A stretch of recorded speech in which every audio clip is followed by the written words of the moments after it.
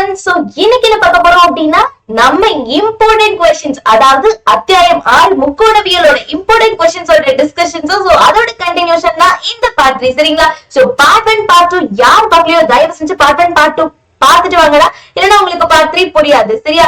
So part 1 part 2ல சொல்லிக்கக்கூடிய எல்லா क्वेश्चंसும் நீங்க கையோட என்கூடயே படிச்சிருந்தீங்கன்னா ஈஸியா நம்ம படிச்சிடலாம். சோ முக்கோணவியல் யாருக்கெல்லாம் கஷ்டமோ அவங்கள ஈஸியா முடிச்சிடலாம் சரியா? சோ அதனால உங்க ஃப்ரெண்ட்ஸ் யாராவது தெரிஞ்சவங்க இருந்தாங்கன்னா ஷேர் பண்ணுங்க. சோ நிறைய பேருக்கு இது யூஸ்ஃபுல்லா இருக்கட்டும், நிறைய பேர் நம்மளால கெயின் பண்ணதா இருக்கட்டும் சரியாடாமா? ஓகே, சோ பார்ட் 1 பார்ட் 2 எப்படி இருந்துச்சு சோ அதை சொல்லணும் கண்டிப்பா. சோ பார்ட் 3 எப்படி இருக்க போகுது அப்படிங்கறத பார்க்கலாம் சரியா? சரி வாங்க. சோ பார்ட் 3ல பாத்தீங்க அப்படின்னா ஒரு இம்பார்ட்டன்டான क्वेश्चन, ரொம்ப ரொம்ப இம்பார்ட்டன்டான क्वेश्चन, அடிக்கடி கேட்கக்கூடிய ஒரு क्वेश्चन தான் இந்த क्वेश्चन சரிங்களா? சோ இதுல என்ன சொல்லிருக்காங்க அப்படின்னா 1800 மீட்டர் உயரத்தில் பறக்கும் ஒரு விமானத்திலிருந்து ஒரே திசையில் விமானத்தை நோக்கி செல்லும் ஒரு இரு படகுகள் பார்க்கப்படுகிறது.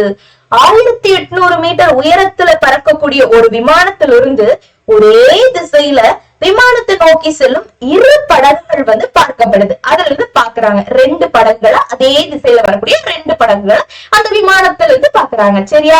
ஓகே, விமானத்திலிருந்து இரு படகுகளை முறையே எந்தெந்த கோணத்துல பாக்குறாங்கன்னா 60 டிகிரி 30 டிகிரி இறக்க கோணத்துலதான் ரெண்டையுமே பாக்குறாங்க.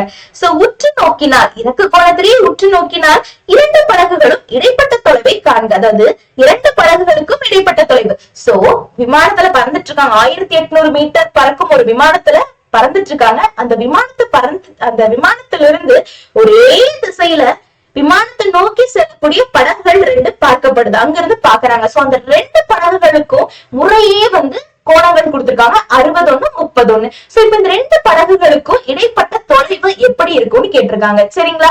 கொஸ்டின் புரிஞ்சது இல்ல? ஓகே, சோ இது எப்படி எடுத்துக்கலாம்? ஃபர்ஸ்ட் வரைபடம் போட்டுடலாம். சோ இப்ப விமானம் 1800 மீட்டர் ஒரு விமானம் இப்படி இருக்குன்னு வைங்க.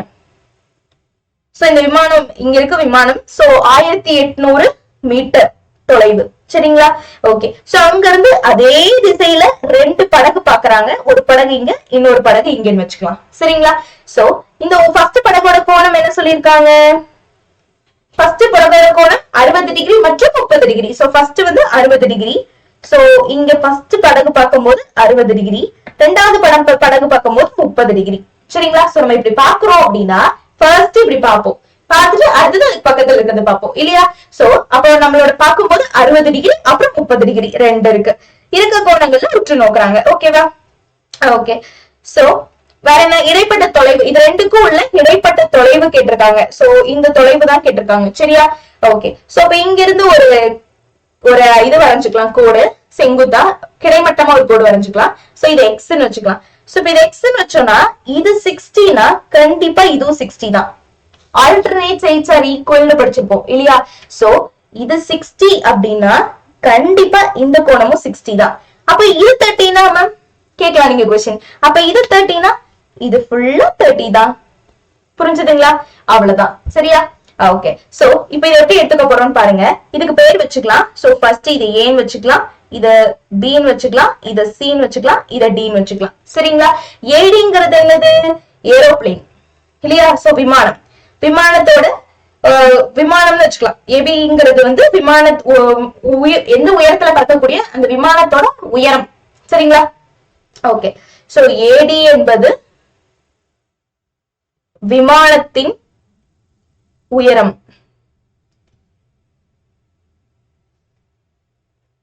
அதாவது என்ன கொடுத்திருக்காங்க? 1800 மீட்டர். அப்போ ஏடிங்கிறது 1800 மீட்டர். அப்ப ஏடி ஈக்குவல் டு 1800. அப்ப ஏடி ஈக்குவல் டு 1800 மீட்டர் சரிங்களா? ஓகே, சிடி அப்படிங்கிறது இரண்டு படகுகள் தானே கொடுத்திருக்காங்க, இரண்டு படகுகளோட இடங்கள் சரிங்களா? சி மற்றும் பி மற்றும் சி என்பது இங்கு, பி மற்றும் சி என்பது இரு படகுகளின்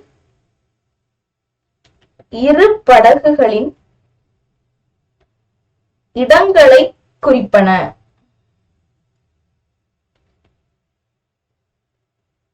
சரிங்களா? ஓகே, சோ இப்போ ஏ பி டி என்ன 60 டிகிரியா ஏபிடி. சோ ஏபிடி வந்து 60 டிகிரி. அடுத்தது பாருங்களேன். சோ அடுத்தது பாத்தீங்கன்னா ஏசிடி 30 டிகிரி இல்லையா. சோ ஏசிடி வந்து 30 டிகிரி. சரிங்களா. சோ இப்ப ரெண்டு கோணங்களும் எடுத்தாச்சா. ஓகே. சோ இப்போ எப்படி எடுத்துக்கலாம், ஒவ்வொன்னா எடுத்துக்கலாமா. ஃபர்ஸ்ட் ஏபிடிங்கிற கோணம் எடுத்துக்கலாமா. சோ கோணம் எடுத்துக்கலாம், ஏபிடிங்கிற கோணம் எடுத்துக்கலாம். சோ எடுத்தானே நமக்கு என்ன கிடைக்குதுன்னு பார்க்கலாம். சோ இப்போ ஏபிடி எடுக்கும் போது உங்களுக்கு என்ன கிடைக்கும், கோணம் அதை எடுத்துக்கோங்க. சோ கோணம் ஏபிடி எடுத்துக்க போறோம். சரிங்களா. சோ கோணம் ஏபிடி ஈக்குவல் டு இந்த இடத்துலயும் என்னதான் வரும், tan θ தான் வரும். சோ ஏன் கேட்டீங்கன்னா கோணம் இங்கதான் இருக்கு. சோ கோணத்துக்கு ஆப்போசிட்ல இருக்குது ஆப்போசிட், கீழே இருக்குது adjacent. அப்ப நமக்கு கீழே இருக்கக்கூடிய தொலைவு வேணும். சோ adjacent தேவை, ஆப்போசிட் நம்ம கிட்ட இருக்கு. சோ அப்ப adjacent ஆப்போசிட் இருந்துச்சுன்னா அது ரெண்டையும் ரிலேட் பண்ணக்கூடியது tan θ. சோ tan இந்த இடத்துல கோணம் என்ன 60, அப்ப tan 60 புரிஞ்சுதுங்களா. ஓகே. சோ அப்ப tan 60 equal to opposite by adjacent இல்லையா. சோ opposite by adjacent னா AD divided by DB இல்லைங்களா. So AD divided by DB, AD divided by DB. So tan 60 ஓட மதிப்பு என்ன, 1 by tan 60 ஓட மதிப்பு √3, tan 30 தான் 1 by √3, tan 60 √3. So √3 equal to AD என்ன 1800, AD வந்து 1800 metre. So 1800 divided by DB நமக்கு தெரியாது டிபி. சோ டிபி அப்படியே வச்சுக்கலாமா. சோ டிபி அப்படியே வச்சுக்க போறோம். சோ இப்ப டிபி வகுத்தல் இருக்கு, அந்த சைடு போனா பெருக்கல்ல போயிடும். சோ √3 பெருக்கல் இருக்கு, இந்த சைடு வந்தா வகுத்தல்ல வந்துரும். சோ இப்போ 1800 by √3 புரிஞ்சுதுங்களா. ஓகே. சோ இப்போ டிபி எப்படி எழுதிக்கலாம், டிபி ஈக்குவல் டு இது எப்படி எழுதிக்கலாம், 3 into 600 எழுதிக்கலாமா. பிரிச்சு 1800 எப்படி எழுதிக்கலாங்க, 3 into 600, 1800 3 into 600 எழுதிக்கலாம். divided by கீழ என்ன இருக்கு √3. சோ இந்த 3 √3 into √3 எழுதிக்கலாமா. சோ அப்ப √3 into √3 into 600 divided by √3, √3 போயிடும். சோ √3 into 600 இருக்கும். √3 ஓட மதிப்பு என்ன 1.732 இல்லீங்களா. சோ √3 ஓட மதிப்பு என்ன 1.732 into 600. இது ரெண்டையும் பெருக்குனீங்கன்னா 6 2s are 12, 6 3s are 18 19, 6 7s are 42 43, 6 1s are 6 10 இல்லையா. ஓகே. இங்க ரெண்டு 0, மொத்தம் 3 டிஜிட் தள்ளி பாயிண்ட் 1039.2 னு வரும் இல்லையா. சோ 1039.2 னு கிடைக்குது இல்லையா. சோ இதுதான் நம்மளோட டிபி. புரிஞ்சுதுங்களா. பிடின்னு சொல்லலாம், டிபின்னு சொல்லலாம். ஓகேவா. ஓகே. சோ டிபி நமக்கு கிடைச்சிருச்சு. ஓகேவா. ஓகே. அடுத்தது பாருங்களேன், ஏடிசி கோணம் எடுக்கணும். ஏடிசி இந்த கோணம் எடுத்துக்க போறோம், குட்டி ட்ரையாங்கிள். சரியா. ஏடிசி எடுத்தோம் அப்படின்னா அது எப்படி இருக்கும் அப்படிங்கறத பார்க்கலாம். சோ கோணம் ஏடிசி எடுத்தோம்னா ஏடிசிக்கு tan θ தான் வரும் பாருங்களேன். சோ இங்க இருக்க கோணம் இதுக்கு ஆப்போசிட் adjacent, அதே மாதிரி ஆப்போசிட் இருக்கு adjacent தேவை. சோ ரெண்டு ரிலேட் பண்றது tan தான். சோ அப்ப tan 30 டிகிரி இல்லையா. Okay. So tan 30 degree equal to opposite by adjacent இல்லீங்களா. சோ tan 30 க்கு ஆப்போசிட் என்ன 1000, அதாவது ஆப்போசிட்னா AD, AD by DC, AD by DC. So AD by DC. So tan 30 ஓட மதிப்பு என்னங்க, tan 30 ஓட மதிப்பு 1 by √3. So AD என்ன 1800, AD 1800 okay. So ADங்கிறது 1800 by DC. DCங்கிறது என்னது, DC நமக்கு தெரியாது. சோ அப்படியே வச்சுக்க போறோம் DC. சரிங்களா. சோ DC அப்படியே வச்சுக்க போறோம். இப்போ கிராஸ் பண்ணுங்க, கிராஸ் பண்ணீங்கன்னா DC equal to 1800 into √3. So √3 ஓட மதிப்பு என்ன 1.732 இல்லீங்களா. So DC equal to 1800 into 1.732. So இது ரெண்டையும் பெருக்குனீங்கன்னா உங்களுக்கு என்ன கிடைக்கும், 1.732 into 18 பெருக்குங்க. So 8 2s are 16, 8 3s are 24, 25, 8 7s are 56, 58, 8 1s are 8, 13. So 1 2s are 2, 1 3s are 3, 1 7s are 7, 1 1s are 1 6, 7, 11, 11, 3, 2 0 இல்லையா. சோ மொத்தம் 3 டிஜிட் தள்ளி பாயிண்ட் 3117.6 ன்னு கிடைக்கும். So DC equal to 3117.6. புரிஞ்சுதுங்களா. சோ இப்போ நம்ம DC யும் கண்டுபிடிச்சிட்டோம், DB யும் கண்டுபிடிச்சிட்டோம். அப்ப ரெண்டு படகுக்கு இடைப்பட்ட இது கண்டுபிடிச்சிடலாமா. சோ இரண்டு படகுக்கும் இடைப்பட்ட தொலைவு கண்டுபிடிச்சிடலாமா. சோ நமக்கு DB யும் இருக்கு, டிசியூ இருக்குன்னு நினைக்கிறேன் இல்லையா. டிபியூ கிடைச்சிருச்சு, டிசியூ கிடைச்சிருச்சு. அப்ப டிபில இருந்து டிசியூ கழிச்சிடலாமா? டிபில இருந்து டிசியூ கழிச்சோம்னா ரெண்டுதையும் கிடைச்சிடும் நமக்கு இல்லையா. சோ நமக்கு தேவை இந்த சிபி, அதாவது இடைப்பட்ட தொலைவு, ரெண்டுக்கும் இடைப்பட்ட தொலைவு. ஒண்ணு இங்க இருக்கு, ஒண்ணு இங்க இருக்கு. அப்ப இந்த சிபி தான் நமக்கு வேணும் இல்லையா. சோ இடைப்பட்ட தொலைவுனா இங்க ஒரு படகு இருக்கு, இங்க ஒரு படகு இருக்கு, கரெக்டுங்களா. சோ ரெண்டு பக்கம் ரெண்டு படகு இருக்கு, இங்க ஒரு படகு இருக்கு, இங்க ஒரு படகு இருக்கு. இதுக்கு இடைப்பட்ட தூரம், இந்த தூரம் தான் கேட்டிருக்காங்க இல்லையா. சோ சிபி தான் நமக்கு வேணும். சோ சிபி வேணும்னா என்ன பண்ணிக்கலாம்? சிபி வேணும்னா சோ சிபி வேணும் அப்படின்னா மொத்தமா இருக்கிறது என்ன? டிபி இல்லையா. சோ மொத்தமா இருக்கிறது டிபி, கரெக்டா. சோ டிபி மொத்தமா இருக்கிறது டிபியா? மொத்தமா ஃபுல்லா எடுத்தோம்னா எப்படி கிடைக்கும் நமக்கு? DP equal to DC plus சிபின்னு எழுதிக்கலாம். DP equal to DC plus DP equal to DC plus சிபின்னு எழுதிக்கலாம் இல்லைங்களா. ஓகே. சோ இப்போ டிபி என்னது? 1039 இல்லையா. சோ 1039.2 1039.2. டிசி 3117.6 பிளஸ் சிபி நமக்கு தெரியாது, அப்படியே வச்சுக்கலாம் சரிங்களா. ஓகே. சோ பிளஸ் சிபி இந்த பக்கம் வந்துரும். சோ சிபி இங்க வந்துரும். இப்ப 3117.6 இந்த பிளஸ்ல இந்த பக்கம் போச்சுன்னா மைனஸ். சோ 1039.2. சோ அப்ப சிபி நமக்கு என்ன கிடைக்கும்? இது ரெண்டுலயும் மைனஸ் பண்ணோம்னா என்ன கிடைக்கும் நமக்கு? 6ல 2 போச்சுன்னா 4. அப்போ 2078.4 கிடைக்குமா? சோ அப்போ இரு படகுகளுக்கும் இடைப்பட்ட தொலைவு, எனவே இரு படகுகளுக்கும்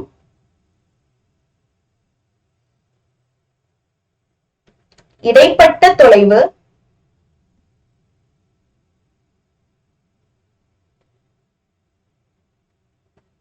மீட்டர் ஆகும். சரிங்களா, புரிஞ்சுதா? ஓகே. சோ அடுத்தது பாத்தீங்க அப்படின்னா இந்த கொஸ்டின் ரொம்ப முக்கியம். நான் சொல்லி கொடுத்தது நல்லா பாத்துருங்க சரியா. நெக்ஸ்ட் கொஸ்டின் போலாமா வாங்க. சோ அடுத்த கொஸ்டின் பாத்தீங்கன்னா என்ன சொல்லிருக்காங்கன்னா, ஒரு தெருவுல உள்ள ஒரு வீட்டின் ஜன்னல்ல இருந்து, ஜன்னல் வந்து தரைக்கு மேல h மீட்டர் உயரத்துல இருக்கு, தெருவின் எதிர்பக்கத்தில் உள்ள மற்றொரு வீட்டின் உச்சி அடி ஆகியவற்றின் ஏற்ற கோணம் இறக்க கோணம். உச்சி வந்து ஏற்ற கோணம், அடி வந்து இறக்க கோணம். ஏற்ற கோணம் θ1, இறக்க கோணம் θ2.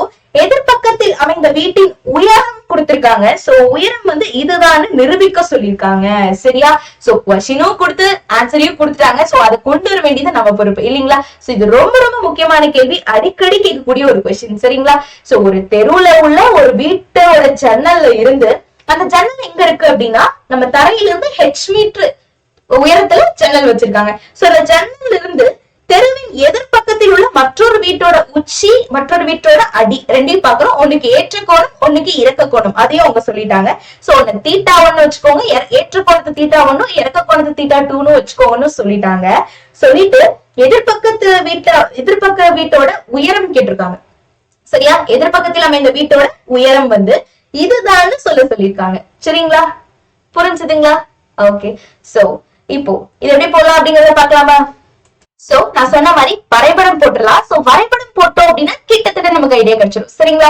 ஓகே. சோ இப்ப வரைபடம் பாத்தீங்கன்னா அவங்க ஒரு க்ளூ கொடுத்திருந்தாங்க. அந்த ஜன்னல் வந்து தரைக்கு மேல h மீட்டர்ல இருக்குன்னு சொல்லியிருந்தாங்க. சோ தரைக்கு மேல h மீட்டர், அப்ப ஜன்னல் இங்க இருக்கு சரிங்களா. சோ இது வந்து h மீட்டர் உயரம் சரியா. தரைக்கு மேல h metre. Okay. Okay. So இதுல எதிர்பக்கத்துல ஒரு வீடு இருக்கு. சோ இந்த மாதிரி ஒரு வீடு இருக்கு. சோ இந்த வீட்டோட உச்சியை பார்க்கும்போது கோணம் வந்து θ1 சொல்லியிருந்தாங்க. சோ இப்ப நான் இது வரைக்கும் தான் ஜன்னல். சோ இந்த கோணம் வந்து θ1. இதே கீழே அடி, அந்த வீட்டோட அடியை பார்க்கும்போது கோணம் வந்து θ2 சொல்லியிருந்தாங்க இல்லையா. ஓகே. சோ அதையும் நம்ம இப்போ நோட் பண்ணிக்கலாம். சோ இப்போ இந்த வீட்டோட உயரத்தை தான் வந்து h ஈக்குவல் அந்த இதன்னு சொல்லி நிறுவ சொல்லியிருக்காங்க இல்லையா. ஓகே. சோ அது வரைக்கும் ஓகே, நிறுவ சொன்னது ஓகே. இப்ப பேர் வச்சுக்கலாமா. இது ஏன்னு வச்சுக்கலாம், இத பீன்னு வச்சுக்கலாம், இத சீன்னு வச்சுக்கலாம், இத டின்னு வச்சுக்கலாம், இது எம்னு வச்சுக்கலாம். எப்பவும் போல நம்ம எடுத்த மாதிரியே பேர் வைக்கிறோம். ஓகேவா. ஓகே. இப்ப ஏதாவது சந்தேகம் இருக்குங்களா இதுல? ஓகே. சோ இப்ப எப்படி எடுத்துக்க போறோம் அப்படின்னா, ஏபி அப்படிங்கிறது வீடு, எந்த வீட்டோட உயரம். சிடிங்கிறது என்னங்க? ஜன்னலோட உயரம் சரியா. ஏபி என்பது வீட்டின் உயரம் மற்றும் சிடி என்பது CD என்பது சன்னல் உயரம், சன்னல் உயரம், சன்னலின் உயரம். சோ ஏபிங்கிறது வீட்டோட உயரம், சிடிங்கிறது ஜன்னலோட உயரம். சரிங்களா? ஓகே. சோ சிடிங்கிறது நம்ம என்னன்னு எடுத்திருக்கோம்? ஹெச், கீழ இருந்து ஹெச் மீட்டர் தானே, ஹெச். So H. ஓகே. இப்போ கோணங்கள் எடுத்துடலாம். சோ கோணங்கள் எப்படி எடுக்கலாம்? ஏசிஎம் வந்து θ1 இல்லையா? சோ ஏசிஎம் வந்து θ1. அடுத்தது பாருங்க, ஏசி இல்லனா இப்படி எடுத்துக்கலாம், எம்சிபி. எம்சிபி வந்து θ2 இல்லையா? எம்சிபி வந்து θ2. சோ எம்சிபி வந்து θ2 இல்லீங்களா? ஓகே. சோ எம்சிபி வந்து θ2. சோ θ1 θ2 எடுத்தாச்சு. இப்போ இந்த இடத்துல பாருங்களேன். சோ நம்ம இப்படி இந்த கோணத்தை மட்டும் எடுக்கும்போது நமக்கு எது பயன்படும்? சோ இந்த இதை மட்டும் எடுக்கும்போது tan θ தான் வரும். நிச்சயமா tan θ தான் வரும்.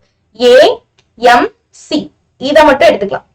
இந்த கோணம் மட்டும் எடுத்துக்கலாம். சோ இந்த கோணம் மட்டும் எடுத்தோம்னா கோணம் ஏஎம்சி எடுத்தோம்னா இப்ப அதே மாதிரி பாருங்களேன், தீட்டாக்கு ஆப்போசிட் அட்ஜசன்ட், இது ரெண்டு தான் நமக்கு தேவை. சோ இது ரெண்டையும் கனெக்ட் பண்றது tan θ. சோ இங்க θ பதிலா இருக்கு θ1. சோ அப்ப tan θ1.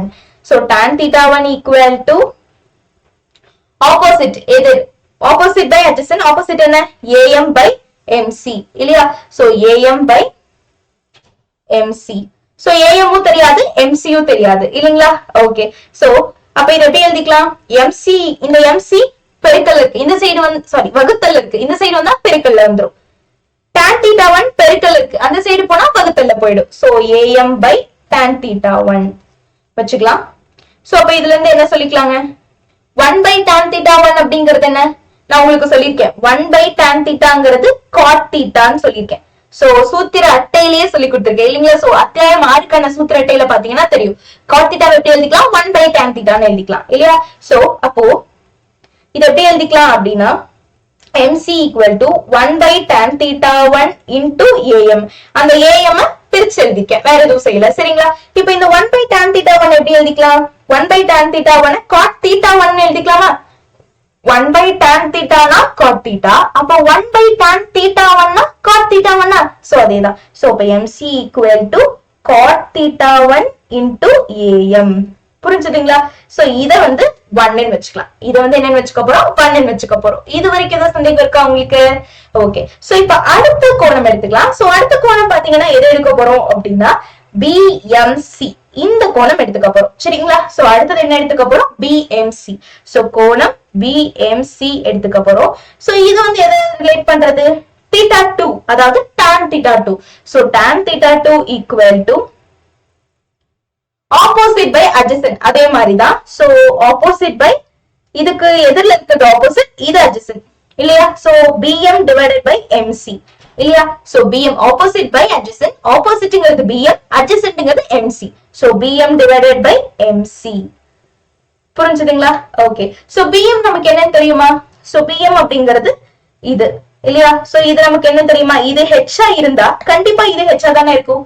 ஏன் இது ஒரு செவ்வகம் மாதிரி இல்ல? இது ஒரு செவ்வகம் மாதிரி இல்ல? அப்ப இது ஹெச்னா ஷியோரா இதுவும் ஹெச்சா தான் இருக்கும் இல்லீங்களா? நான் சொல்லியிருக்கேன் எதிரெதிர் பக்கங்கள் சமமா இருக்கும்னு சொல்லிட்டு. சோ அப்ப அதுவும் ஹெச்சா தான் இருக்கும். சோ அப்ப BM H by MC அப்படியே இருக்கும். இது tan θ2. சரிங்களா? சோ அப்ப tan θ2 equal to H by MC. இது ரெண்டுன்னு வச்சுக்கலாம். சரிங்களா? சோ 1ங்கிறது MC என்னன்னு இருக்கு, இங்க இருக்கட்டும். சோ இப்போ 1ஐ பொறுத்து 2ல, அதாவது 2ஐ இல்லனா 1ஐ பொறுத்து 2ல பிரதியிட்டுக்கலாம்.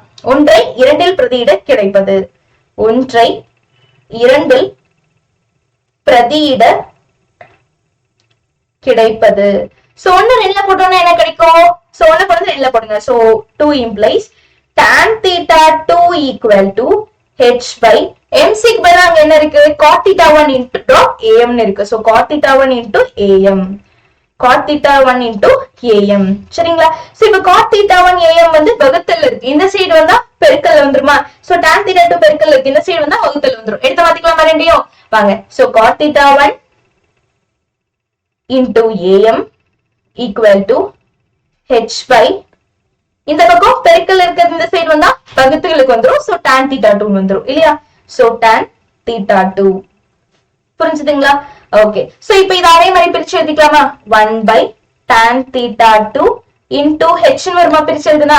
ஓகே, சோ 1/tan theta 2 எழுதுனா cot theta 2 so 1/tan theta cot theta அப்ப 1/tan theta 2 cot theta 2 so which is equal to cot theta 2 dot h.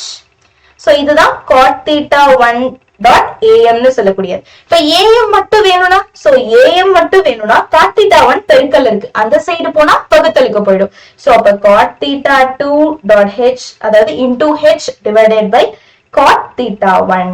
புரிஞ்சுதுங்களா? சோ பெருக்கல் இருந்து சைடு போனா பகுத்தலுக்கு போயிடுச்சு. ஓகேவா?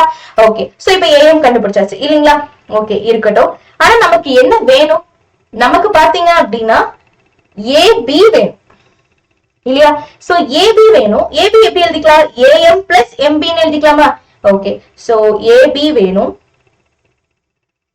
நமக்கு ab வேணும். ab எப்படி எழுதிக்கலாம்? am plus mb ன்னு எழுதிக்கலாம் இல்லையா? ஓகே, சோ am நம்ம இங்க கண்டுபிடிச்சு வச்சிருக்கோம் cot theta 2 into h divided by cot theta 1 plus mb என்ன? h தான் இல்லீங்களா? சோ mbங்கிறது h நம்ம இங்க பாத்துப்போம், mbங்கிறது h இல்லையா? ஓகே, சோ h புரிஞ்சுதுங்களா? ஓகே, இப்போ h பொதுவா எடுத்துக்கலாமா? h பொதுவா எடுத்துக்கலாம். அப்ப என்ன இருக்கும்? 1 plus cot theta 2 by cot theta 1 ன்னு இருக்கும். நம்ம நிறுவ வேண்டியது அதுதானா? h into 1 plus cot theta 2 by theta 1. So நிறுவ வேண்டியது இங்க கிடைச்சிருச்சா? அவ்வளவுதான். புரிஞ்சுதுங்களா? சோ அவங்க கேட்டது நம்ம சொல்லியாச்சு. புரிஞ்சுதா? இது ரொம்ப ரொம்ப இம்பார்ட்டன்டான 5 மார்க் क्वेश्चन, பப்ளிக் क्वेश्चனும் கூட. சரிங்களா? சோ இது கஷ்டம் நினைச்சிட்டு இருப்போம், ரொம்ப ரொம்ப ஈஸி. சோ இந்த வீடியோ எப்படி இருந்ததுன்னு சொல்லுங்க. உங்களுக்கு வேற ஏதாவது சப்போர்ட் வேணாலும் சொல்லுங்க. எந்த அத்தியாயம் கஷ்டமா இருக்கு, சோ உங்களுக்கு வேற ஏதாவது பப்ளிக் இம்பார்ட்டன்ட் क्वेश्चंस வேணுமா, என்ன வேணாலும் கேளுங்க ஸ்டூடெண்ட்ஸ். சோ உங்களுக்கு ஹெல்ப் பண்ண தான் நாங்க இருக்கோம். சரியா? ஓகே, சோ இந்த क्वेश्चंस எல்லாம் புரிஞ்சிருக்கும்னு நினைக்கிறேன். சோ பார்ட் 3 ஓட 5 மார்க்ஸ் ஓவர், அத்தியாயம் 6க்கு. சோ அடுத்து பாத்தீங்கன்னா உங்களுக்கு ஒரு ட்விஸ்ட் இருக்கு. சோ என்ன அப்படிங்கறது நான் உங்களுக்கு அடுத்த வீடியோல சொல்றேன். சோ இந்த வீடியோல உங்களுக்கு எப்படி இருந்தது, பார்ட் 1 பார்ட் 2 பார்ட் 3 எப்படி இருந்ததுன்னு சொல்லுங்க. சோ அடுத்தது பாத்தீங்க அப்படின்னா அத்தியாயம் 7 ஓட 2 மார்க்ஸ் வரப்போகுது. சோ அதுக்குள்ள இத ஃபுல்லா ரெடி ஆயிருங்க. சரியா? ஓகே.